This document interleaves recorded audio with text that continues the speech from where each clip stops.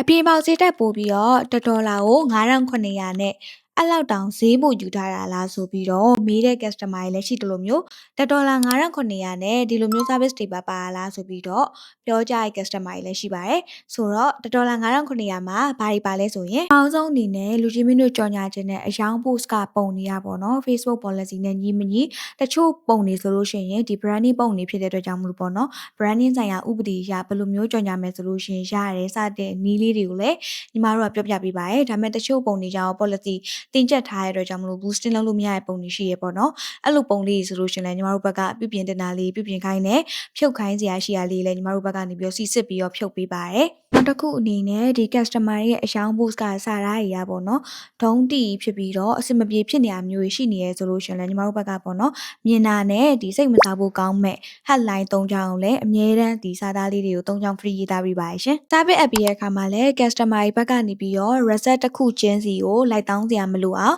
ညီမတို့ team ဘက်ကနေပြီးတော့ daily reset တွေ weekly reset တွေကိုလည်းပို့ပေးတဲ့အပြင်တချို့ customer တွေဆိုလို့ရှိရင်ရောင်းအားအရန်ကောင်းတဲ့အတွက်ကြောင့်မလို့ပေါ့နော်အလုပ်ရှုပ်တတ်ပါတယ်ဒီအခါမှာလည်းညီမတို့ဘက်က reset ကောင်းတဲ့ campaign တွေကိုဆက်ပြီးတော့ run ဖို့အတွက်ပေါ့နော်အမြဲတမ်း remind ပေးရဲ့ admin team တွေကျွမ်းကျင်တဲ့ digital marketer တွေ graphic designer တွေ content writer တွေစသဖြင့်ထားရှိပေးထားတဲ့အတွက်ကြောင့်မလို့$9,900နဲ့တက်မတန်ကိုအရင်ဆုံး service app ကြည့်စေချင်ပါရဲ့ရှင်ညီမတို့ auto တင်ကအခုဆိုလို့ရှိရင် service တီထောင်လာတဲ့တက်တန်း9နှစ်ကျော်အထိရှိသွားပြီပေါ့နော်ဒီလိုမျိုး9နှစ်ကျော်တက်တန်းအတွင်းမှာအနံပေးခဲ့တဲ့ customer တယောက်ချင်းစီကိုကျေးဇူးအများကြီးတင်ရှိပါရဲ့ရှင် customer တွေအကုန်လုံးစီးပွားရေးဒီလာတိုးတက်ပါစေလို့ auto တင်ကနေပြီးတော့အမြဲတမ်းစုမုံကောင်းတောင်းရပါရဲ့ရှင်ကျေးဇူးတင်ပါရဲ့ရှင်